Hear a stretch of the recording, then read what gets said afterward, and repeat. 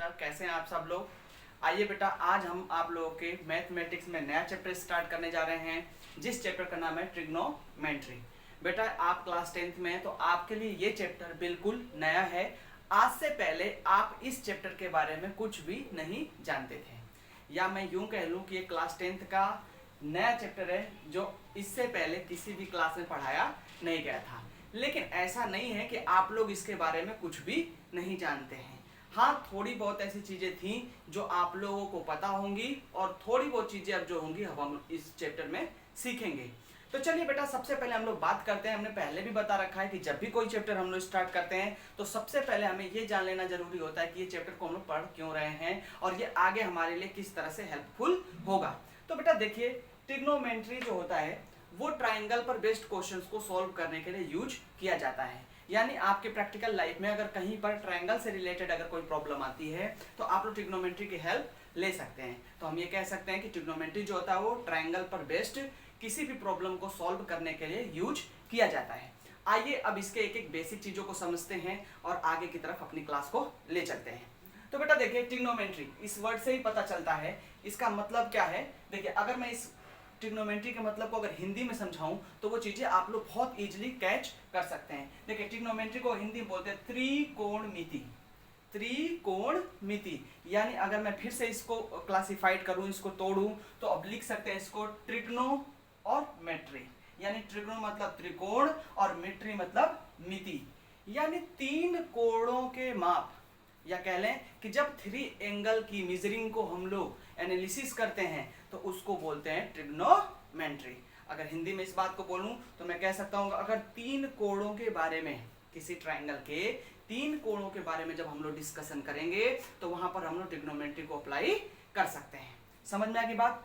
अब बात आती है कि किसी ट्राइंगल के तीन कोणों को, यानी किसी ट्राइंगल के तीन एंगल को हमें क्या करना है, डिस्कस करना है। तो वो ट्राइंगल क्या होगा या किस तरह का ट्राइंगल होगा।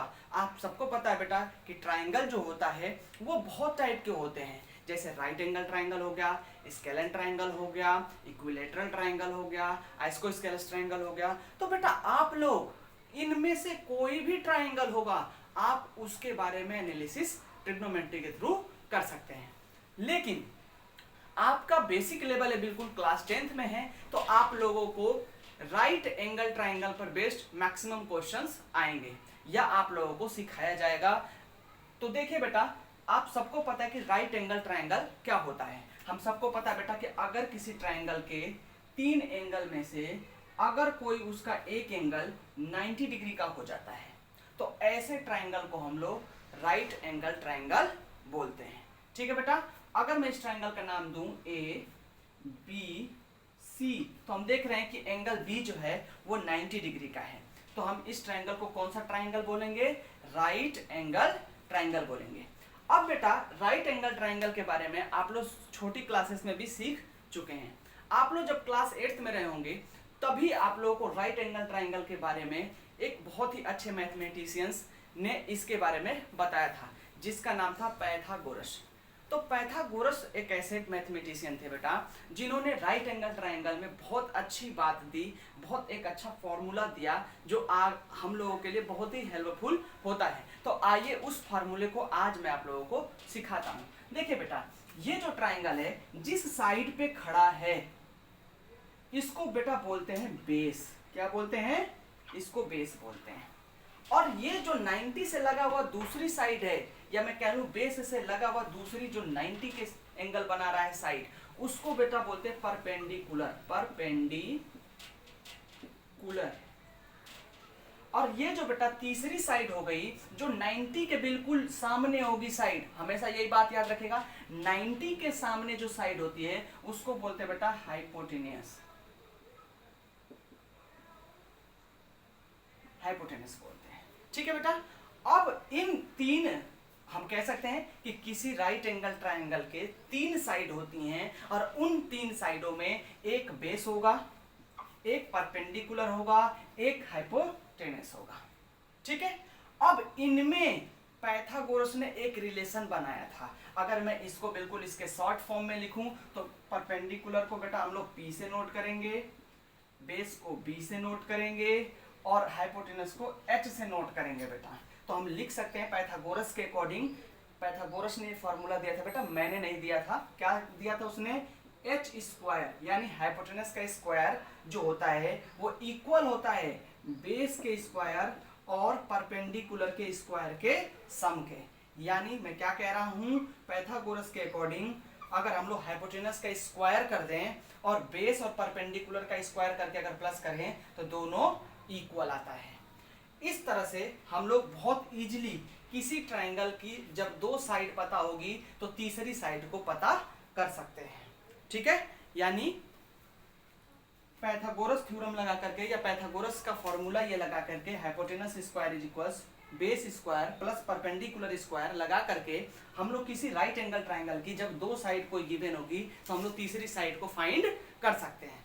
चलिए, ये तो रही बिल्कुल बेसिक बात जो कि आप लोग हो सकता है कि छोटी क्लासेस में जानते होंगे। लेकिन पाइथागोरस के बाद हम लोग जो पढ़ रहे हैं वो क्या पढ़ रहे हैं, ट्रिग्नोमेट्री। तो अब इसमें हम लोग ट्रिग्नोमेट्री इन्वॉल्व करते हैं इसी ट्रायंगल में और देखते हैं कि इनमें साइड कौन सी परपेंडिकुलर होगी, कौन सी बेस होगी, कौन सी हाइपोटेनस होगी, वो उसको हम लोग कैसे डिस्कस करेंगे।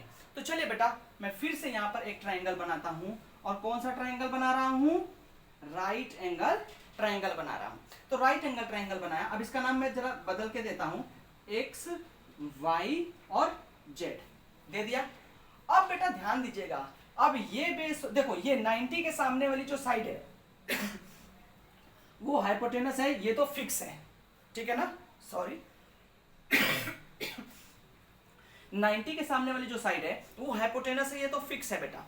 लेकिन ये बेस होगा कि ये बेस होगा, ये परपेंडिकुलर होगा कि ये परपेंडिकुलर होगा, ये डिसाइड करेगा हमारे देखने के नजरिए से। यानी हम इस ट्रायंगल को कहां से देखना स्टार्ट कर रहे हैं। तो देखिए बेटा, मैं इस ट्रायंगल को यहां से देखना स्टार्ट कर रहा हूं, यहां से। यानी आप ये समझ लीजिए कि ये मेरी आंख है और ये उसकी पुतली है।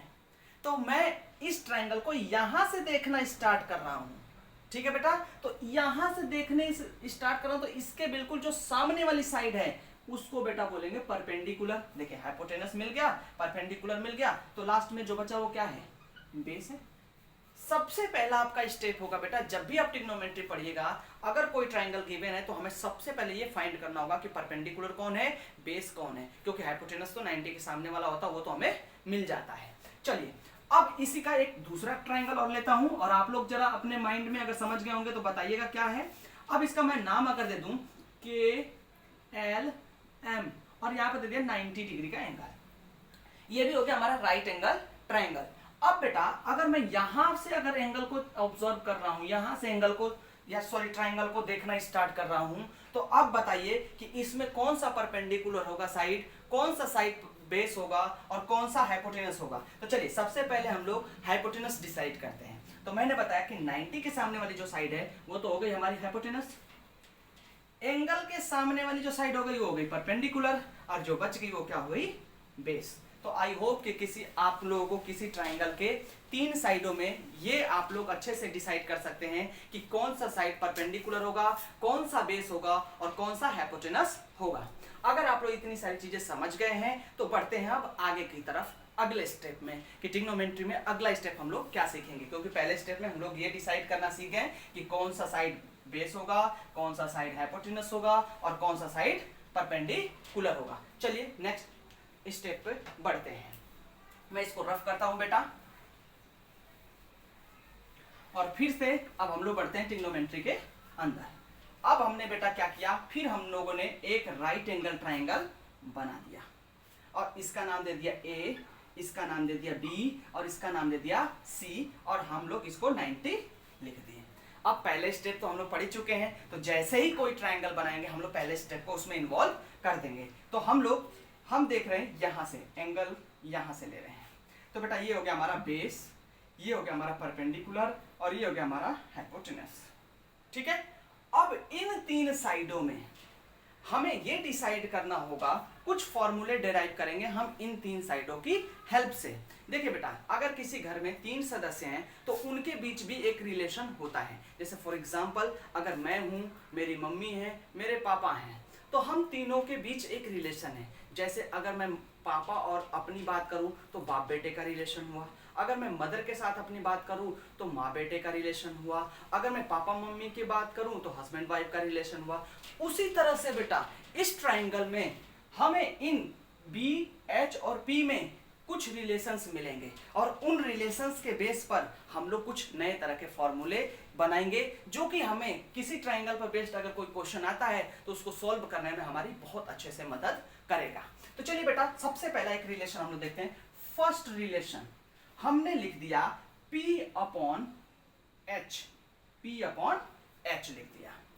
अब बेटा अगर कहीं परपेंडिकुलर अपन हाइपोटेनस आप लोग करते हैं तो इसको बाप अपन बेटा नहीं बोलेंगे, जरा ध्यान से सुनिएगा। अगर कहीं परपेंडिकुलर अपन बेस कर देंगे तो इसको हम लोग लिखेंगे साइन थीटा।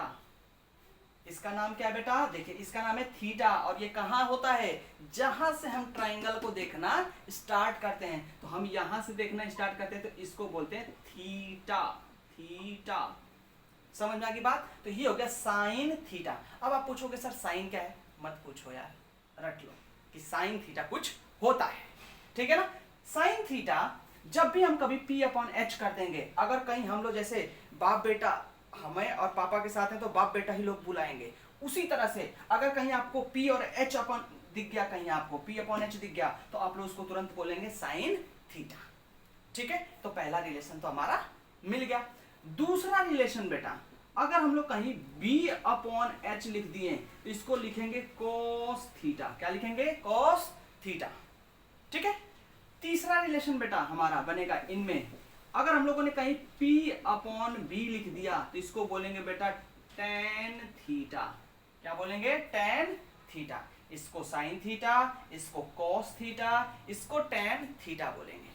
समझ में आ गई बात। यानी हमने इन तीनों की हेल्प से हमने तीन रिलेशन बना लिए, P अपॉन H का, B अपॉन H का, P अपॉन B का।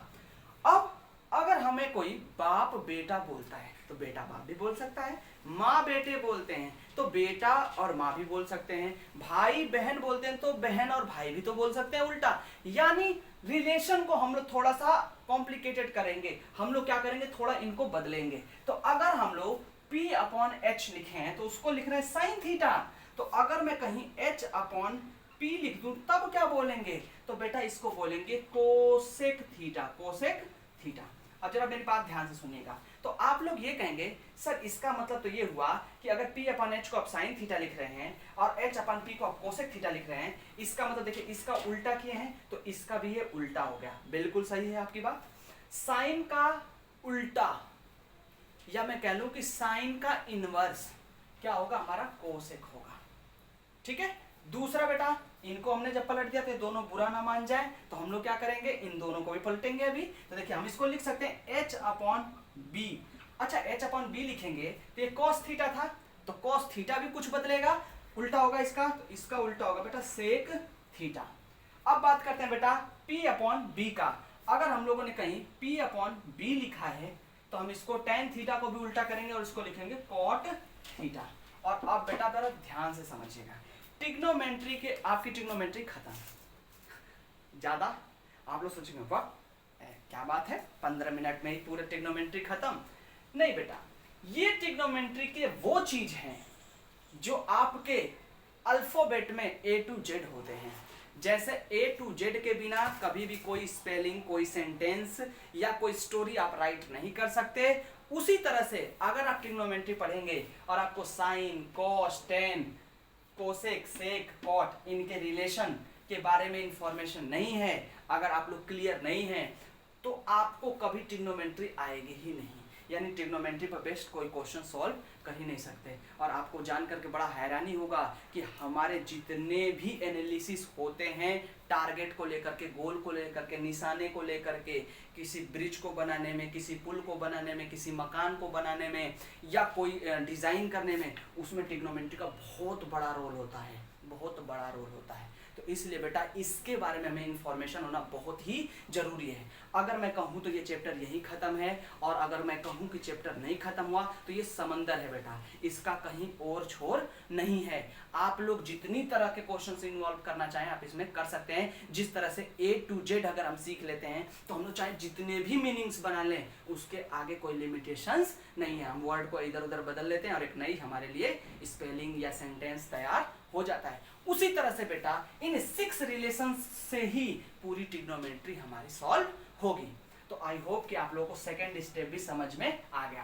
फर्स्ट स्टेप में मैंने आप लोगों को सिखाया बेटा कि ट्रिग्नोमेट्री के अंदर जो ट्राइंगल राइट एंगल ट्राइंगल दिया रहेगा उसमें हमें सबसे पहले ये डिसाइड करना होगा कि हाइपोटेनस कौन है, बेस कौन है, परपेंडिकुलर कौन है। उसके बाद उन तीनों में हम 6 रिलेशंस ऐसे निकालेंगे। समझ में आ गई बात? चलो तो हम एक चीज और आप लोगों को डायरेक्टली लिख के दिखा देते हैं। अगर मैं कहीं लिखूंगा साइन थीटा तो इसको मैं लिख सकता हूं 1/cos थीटा। देखिए इस सॉरी कोसेक थीटा 1/कोसेक थीटा।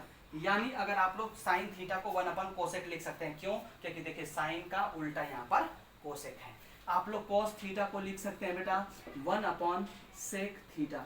आप लोग टेन थीटा को लिख सकते हैं बेटा 1/कॉट थीटा। ये बेटा बेसिक चीजें हैं जो आप लोग हमेशा याद रखिएगा। अगर ये सारी चीजें आप लोगों को याद हैं तो आप लोग ट्रिग्नोमेट्री सॉल्व कर सकते हैं। तो चलिए बेटा हमने फर्स्ट और सेकंड स्टेप आपको समझा दिया। अब बारी है हमें सीखने की कि इन पर बेस्ड क्वेश्चंस कैसे आएंगे सर, आप हमें वो बताइए। तो चलिए बेटा हम लोग एक एक टाइप के पहले क्वेश्चंस को सीखते हैं। तो सबसे पहले ट्रिग्नोमेट्री पर बेस्ड फर्स्ट टाइप का क्वेश्चन कैसा आता है चलिए हम लोग सीखते हैं। ठीक है बेटा आगे बढ़ता हूं मैं। देखिए बेटा फर्स्ट टाइप का क्वेश्चन हमारे पास क्या है, इसमें दिया है क्वेश्चन में if sine theta is equals 3/5 then find all T ratio. इसका मतलब क्या है, कह रहा कि अगर sine theta is equals 3/5 given है हमें तो आप सारे ट्रिग्नोमेट्रिकल रेशियो बताइए। टी रेशियो का मतलब होता है all trigonometrical ratio. All trigonometrical ratio का मतलब क्या होगा बेटा, sine theta, cos theta, tan theta, cot theta, sec theta, cosec theta. ये 6 ट्रिग्नोमेट्रिकल रेशियो होते हैं जिसमें से हमें एक ट्रिग्नोमेट्रिकल रेशियो दे रखा है और बोला कि आप इसको ही बेस मान करके 5 और जो ट्रिग्नोमेट्रिकल रेशियो है उनको फाइंड करिए। देखिए बेटा आपको करना कुछ भी नहीं है। आप लोग सबसे पहले आप बिना सोचे एक राइट एंगल ट्राइंगल बनाएंगे। फर्स्ट टाइप का क्वेश्चन बड़े ध्यान से समझिएगा बेटा। जब भी ऐसा क्वेश्चन आएगा तो पहले बिना सोचे आप एक ट्राइंगल बनाएंगे, उसमें एक ट्राइंगल को 90 डिग्री कर देंगे और उस ट्राइंगल का नाम दे देंगे ABC। ठीक है, अब जरा ध्यान दीजिएगा, आप अपने मन से अब यहाँ फ्री हैं। देखिए यहाँ पर थीटा लिखा है तो आप यहाँ बिल्कुल फ्री हैं, आप यहाँ पर थीटा लगा सकते हैं। और फिर वही मेरी पुरानी बातें, पहला स्टेप में हम लोग क्या करेंगे, जैसे ही थीटा लगाएंगे हम ये डिसाइड करेंगे कि इसमें परपेंडिकुलर कौन है, बेस कौन है और एच कौन है। तो हमको पता है कि ये हो गया एच, ये हो गया बी और ये हो गया पी। फिर उसके बाद सेकेंड स्टेप में क्या करेंगे बेटा, इसको नोट करेंगे कि हमें गिवन क्या है। हमें गिवन है साइन थीटा इज इक्वल 3/5। और जैसे ये देखा आप तुरंत माइंड में गेस कर लीजिए बेटा कि ये तो P/H है।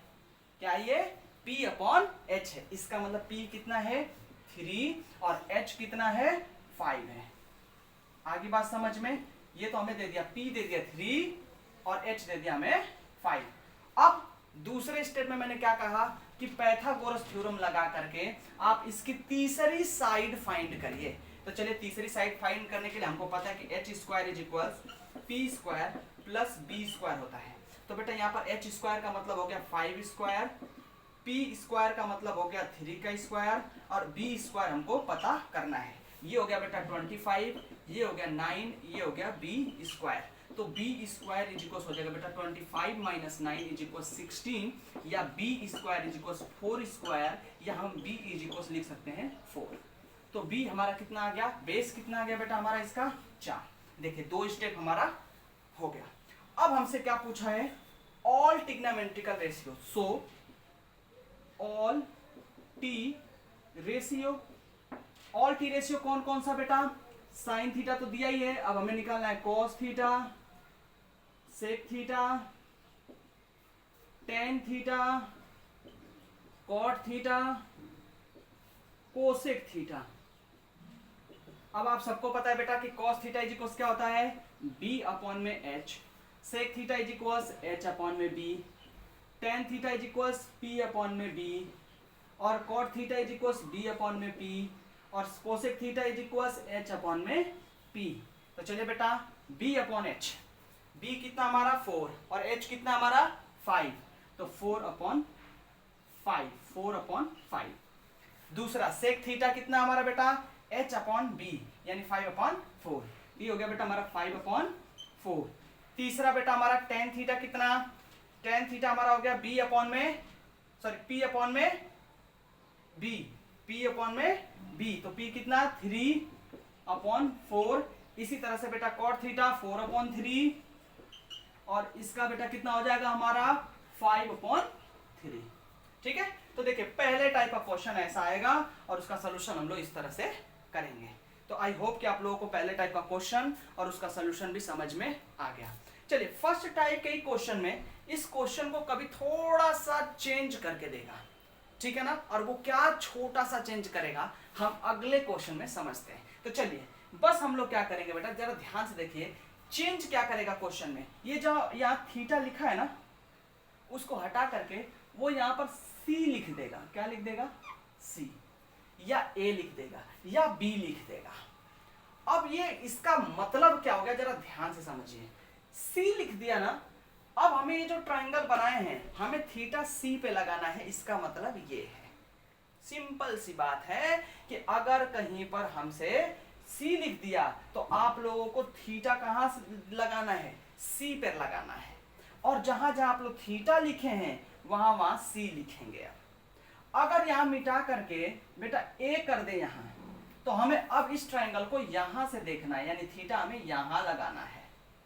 और अब जहां जहां सी वो लिखा है थीटा, वहां पर ए लिखेंगे, और जैसे ही हम ए पर थीटा लगाएं अब हमें पता चल जाना चाहिए कि अब जो हमारा बी था वो अब हमारा पी हो जाएगा, यानी जो पहले बेस था वो परपेंडिकुलर हो जाएगा, क्योंकि मैंने बताया कि थीटा के सामने वाला क्या होता है? परपेंडिकुलर होता है, और 90 के सामने वाला हाइपोटेनस होता है, जो बच गया वो बेस होता है। तो अगर ऐसा कहीं हो जाएगा तो ये बेस हो जाएगा और ये परपेंडिकुलर हो जाएगा। तो आइए एक नए टाइप का क्वेश्चन हम लोग सीखते हैं। नया क्या कह सकते हैं? इसी का सेकंड वर्जन कह सकते हैं। तो आइए इसके सेकंड वर्जन में चलते हैं।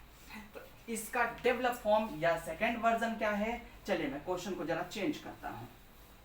देखिए बेटा हमें यहां पर दे रखा है tan a इज इक्वल्स, ठीक है, दे रखा है 4/5, 4/5 दे रखा है, या चलो ठीक है इतना सही है।